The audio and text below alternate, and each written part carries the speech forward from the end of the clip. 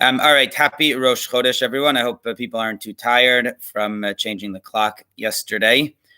Thank you for joining us. Now, what I wanted to discuss is when Erev Pesach, when the day before Pesach falls out on Shabbos. So when the Saturday night is the first Seder, which is what we have this year.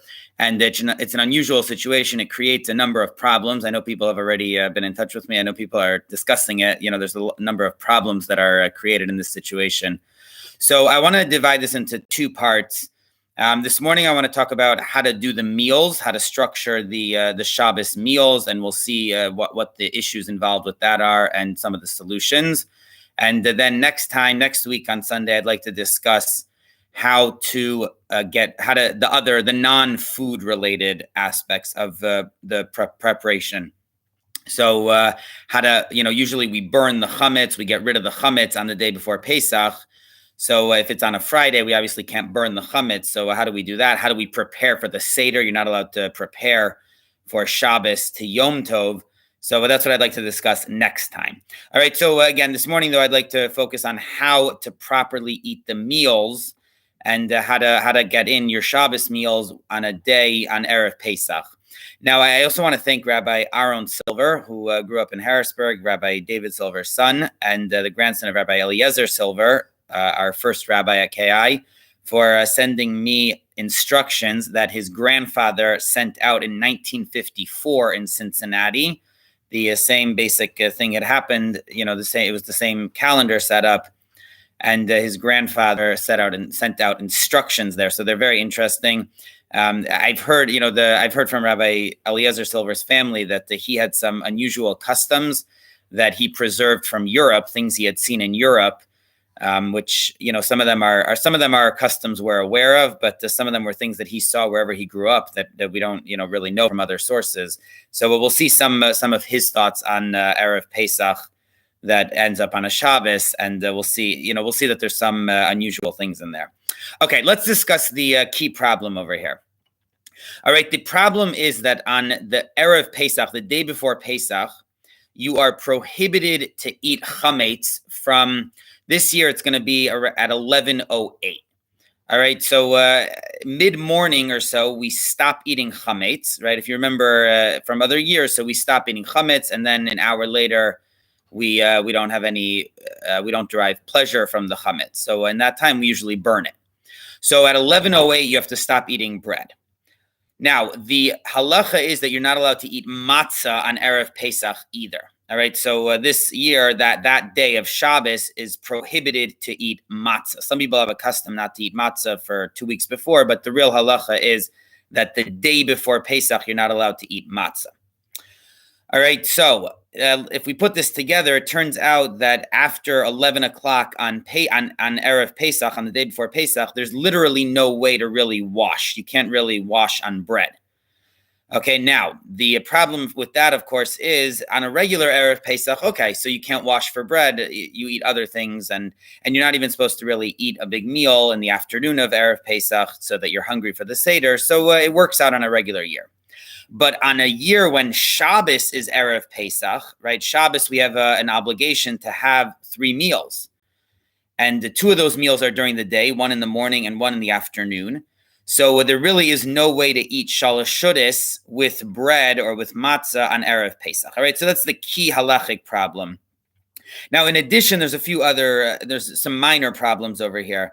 All right, one is a practical issue. A lot of people don't want to have bread hanging around their house on Erev Pesach, right? Usually we try to have a very limited chametz in the house at that point, and you might have some cookies, you might have some crackers, you eat it outside, right? And then you go and burn whatever little bit you have left. Most people don't want to have bread left over in their house, especially on Shabbos when it's very hard to get rid of chametz. So to have bread that day is somewhat difficult on a practical level. The other issue is, as I just mentioned, you're not supposed to eat a big meal on Erev Pesach in the afternoon. So how are you supposed to eat shalosh shudas if you cannot eat in the afternoon? All right, so those are the problems that we find with this clash, right? There's basically a clash over here. On the one hand, we have Erev Pesach, And that has certain rules. When it's Erev Pesach, there's certain limitations on what you're allowed to eat and how much you're supposed to eat. But the flip side is that it's Shabbos, and we have to be eating big meals in the morning for lunch and for in the afternoon for Shalosh Shudas. So how do we coordinate all this? So there's basically three basic approaches. All right, there's three major approaches to this that we find in the classical halachic authorities. Number one is the Shulchan Aruch. All right, the Code of Jewish Law, the main authority for Sephardim, and he has a very simple suggestion, but we'll see why it doesn't work for Ashkenazim. The Shulchan Aruch says that the easiest way to do this on Erev Pesach, which is Shabbos, is to eat what's called matzah ashira, all right, like wealthy bread, which we call egg matzah. Okay, egg matzah is something which is made without water. So either you could use fruit juice, you could use eggs, right? However you make the matzah, you don't put water in it. So that is called egg matzah. And the rule with egg matzah is that it really does not become chametz. Okay, there isn't a way for it to rise to leaven.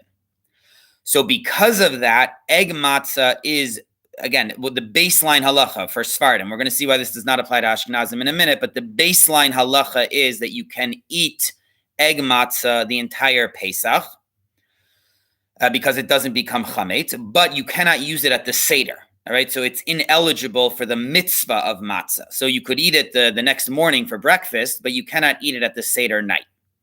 Now, the only matzah which is prohibited to eat on Erev Pesach is matzah which could be used at the Seder, right? We don't want you eating that morning or that afternoon matzah, which you're then going to eat for the mitzvah. We want it to be special that night.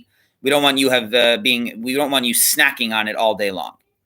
So the Shulchan Aruch says there's a very simple solution over here. Just use matzah shira, just use egg matzah the whole day, right? So you don't have to use it in the morning. In the morning you could use bread, but for Shalosh Shudas you could sit down in the afternoon and sit and eat egg matzah. There's no prohibition against eating egg matzah because even though you're not allowed to eat chametz, but egg matzah is not chametz, as we said, and you're also allowed to eat egg matzah because you can't eat it at the Seder. So a very simple solution, just use egg matzah for Shalosh Shudas. All right, the only thing the Shulchan Aruch does point out is, as we said, you're not allowed to wash after the 10th hour of the day. So you'd have to eat this egg matzah before the 10th hour of the day, which this year would be around 4 or 5 sometime in the afternoon. All right, so no big deal. You could have basically a regular Shabbos according to the Shulchan Aruch. You wake up in the morning, go to shul, come home, eat lunch with bread. And then you go to early mincha. Let's say we've been davening mincha in Harrisburg at 1:30.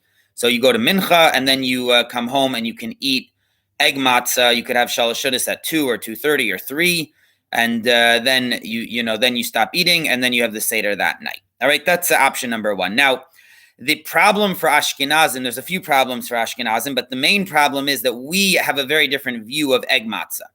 We consider egg matzah to be a big issue of potential chametz. All right. Now, I don't want to get into the details of this so much, but there is one view that says that egg matzah is ineligible for the Seder because it's so quick to become chametz.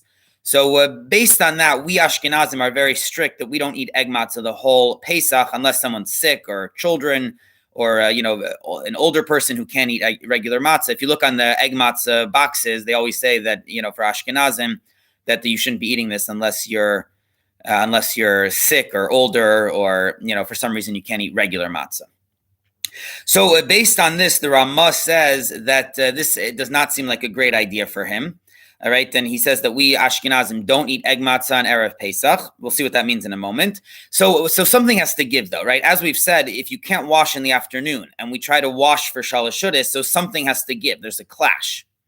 So the Ramah says instead of being more flexible in eating matzah, which is the Shulchan Aruch's approach is that we should be more lenient, more flexible, and allow you to eat some matzah. The Ramah says instead of being more lenient in eating matzah, that we should be more lenient in Shalosh Shudas. All right, so usually we try to be strict and we try to wash for Shalosh Shudas, but there are opinions that you can get away with eating, meat or vegetables, non-bread items for Shalosh Shudas. So even though it's less than ideal, but the Ramah says on Erev Pesach, you don't have a choice. you can't eat bread because you can't eat chametz. You can't eat matzah because we Ashkenazim don't eat egg matzah. And you certainly can't eat regular matzah. So you're left with no options, but for Shalosh Shudas, you have to eat just some vegetables or some meats, some fruits or vegetables, something that's not wheat-based. So that's the Ramah's solution over here. Okay, and according to that, you could do it even later. You could even eat it after 10 hours into the day because you're just snacking. It's more of a snack than a meal. So you could do it even later. All right, so that's major approach number 2, that we are more lenient, we're more flexible with Shalosh Shudas that day, and we don't eat a real meal. Now, the third approach, which we'll see exactly what this means, but the Magen Avram and the Vilna Gaon, all right, so 2 of the great later authorities, they have a third option, which is they say that there's something else you could be flexible with. All right, usually we try to eat Shalosh Shudas after Mincha. So in the morning, we eat the lunch sometime in the earlier part of the day, and then we daven mincha in the afternoon, and then we eat Shalosh Shudas. So the Magen Avram says that you could split up the morning meal into 2. All right, so you would come home, you would wash, you eat your morning meal, more of like a breakfast, let's say, or a brunch, and then you would take a break in the meal. You would split up the meal, and then you would, after that break, you would wash again. All right, and that would be your Shalosh Shudas, and then you would go daven mincha. So that day, what you would do in order to coordinate all the competing things that need to get done, you would wash and have Shalosh Shudas in the morning, late morning, before you went to mincha. All right, and that way you could use bread. Right, you could eat it before. You could eat Shalosh Shudas before 11 a.m. before we have to stop eating chametz, and then you could use bread. All right, so you'd get all 3 meals of Shabbos with bread. All right, so those are the 3 major options. Again, something has to give over here. According to the Shulchan Aruch, we eat egg matzah that day for Shalosh Shudas. According to the Ramah, we eat meat and fruits and vegetables.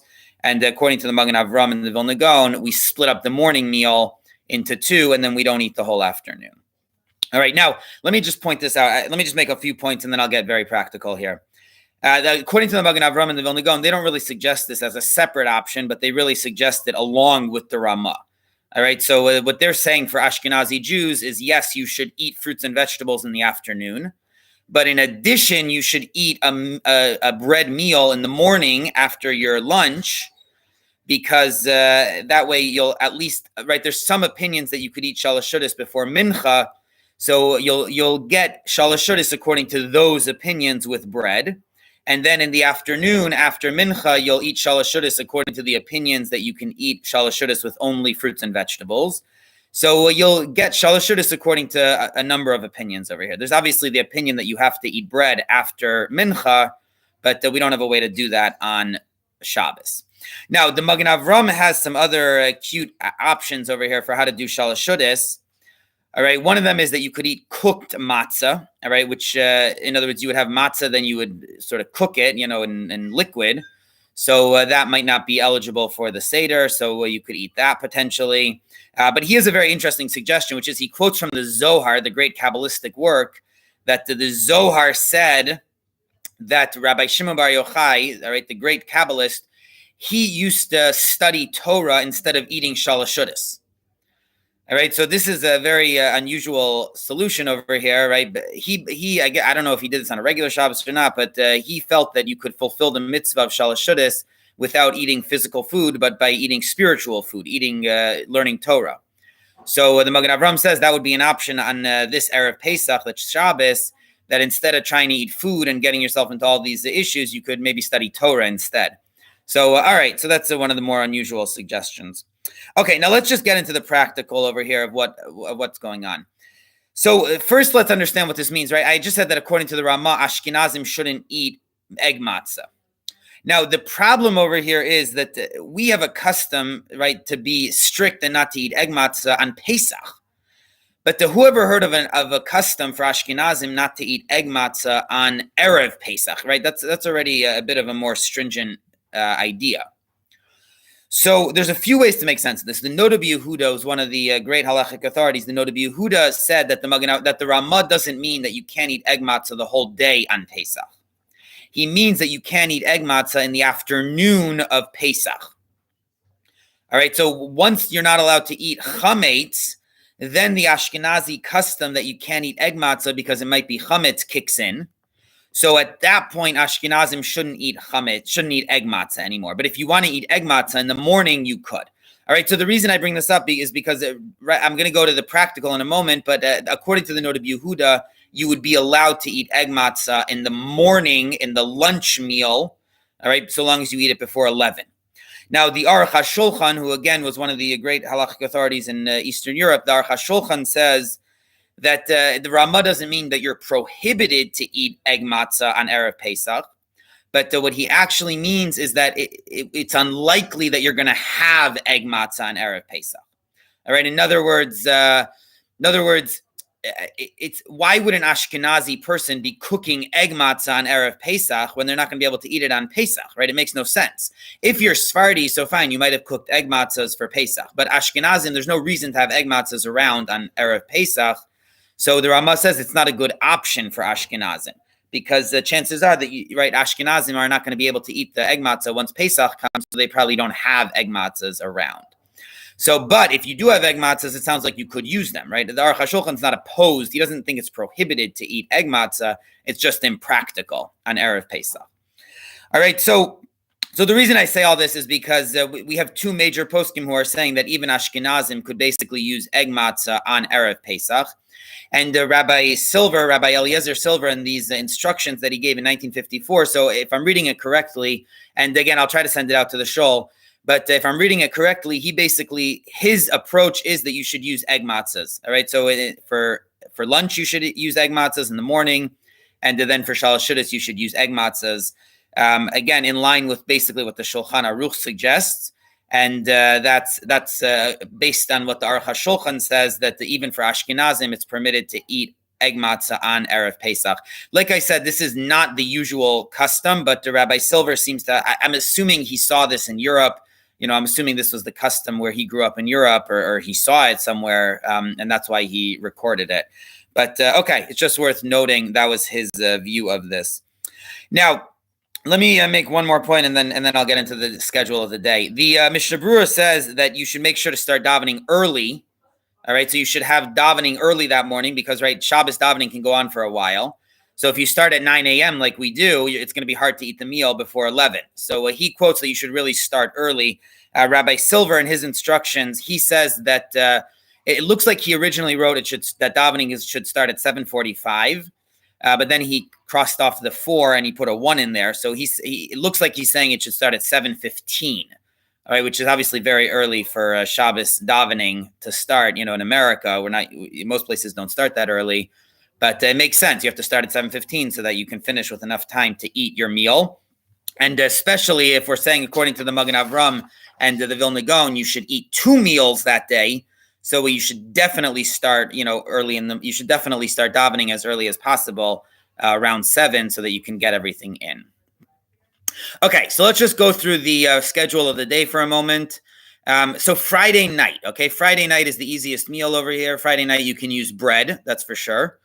If you don't want to use bread because you don't want to have bread around your house, so then according to some opinions, you could actually use regular matzah. All right, there's no prohibition against using regular matzah on Friday night. That prohibition is only on Shabbos day, right? Erev Pesach, not the night before. So according to some, you could use matzah. But the best option, if you don't want to have bread, is to use matzah shira, egg matzah. All right, so that would seem to work for a Friday night meal. You could use egg matzah. But again, most people probably are going to use regular matzah. Some people don't like to be eating matzah at all for 2 weeks before, like I said.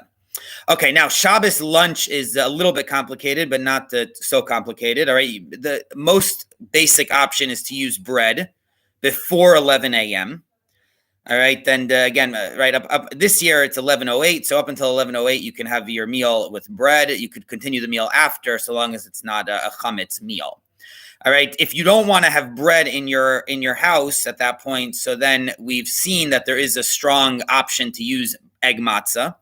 All right. So you could get away with that. So some people might use cooked matzah, but again, there is room to be lenient to use egg matzah for there, and we've seen poskim that say that. Now, the biggest issue here is Shalosh Shudas.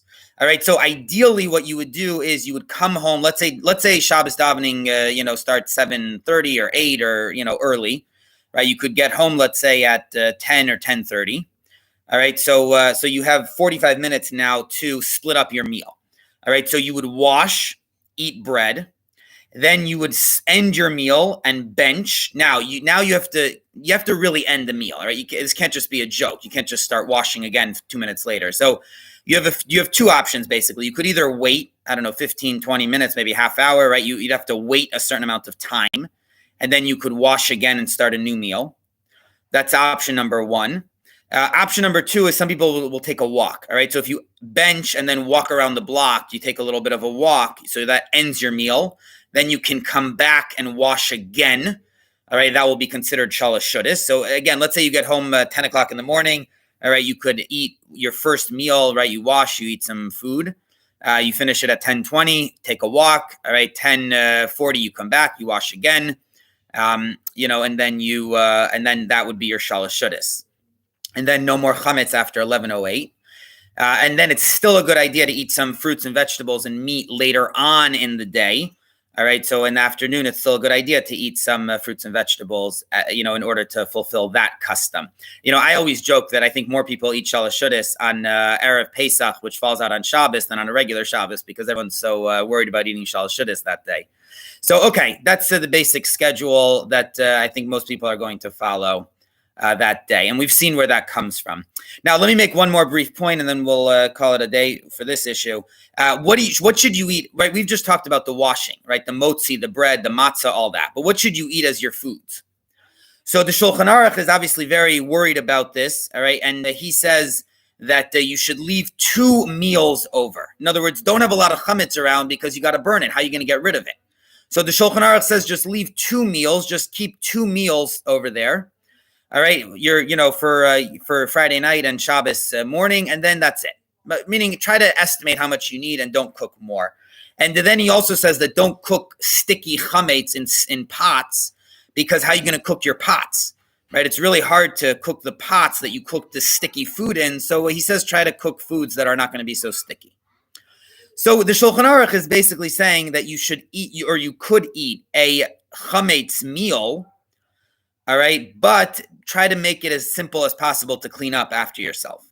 Now, the later poskim take this in a more strong direction, and they say, you know what, better to just not eat chametz at all that day. All right, in other words, yeah, you have to wash, but after that, just make a Pesach meal, right? Why are you, why would you eat chametz throughout the meal when you can make a nice Pesach meal with chicken and, kugels, and just don't make a chametz meal for the lunch. So the way the poskim, the way later poskim say to do this, and Rabbi Silver stresses this a lot in his suggestions.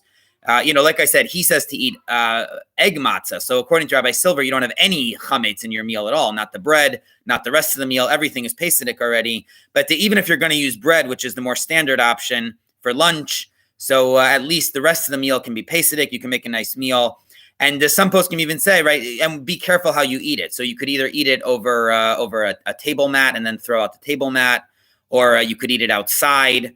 All right, but you basically you just keep a couple loaves of bread that you're going to need to make the motzi, and you try to eat it outside. Finish up the whole bread. If you have a little bit left, get rid of it in a way that's going to be totally destroy it. So you could flush it down the toilet or something. But you try to eat whatever bread you have. Be done with that bread.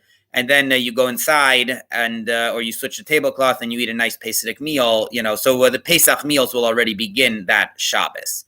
All right, so that, according to the later poskim, is the simpler way to do it, instead of trying to estimate how much food you're going to eat and, trying to keep your pots cleaner. All right, so thank you to everyone for joining us. Those are some thoughts about how to structure your meals this year. Again, we talked primarily about how to do motzi, and we also talked about what kind of foods to eat. And like I said, next week we'll talk about how to get rid of your chametz and how to prepare for the Seder on Shabbos. All right, have a great day, everyone. Thanks for joining us.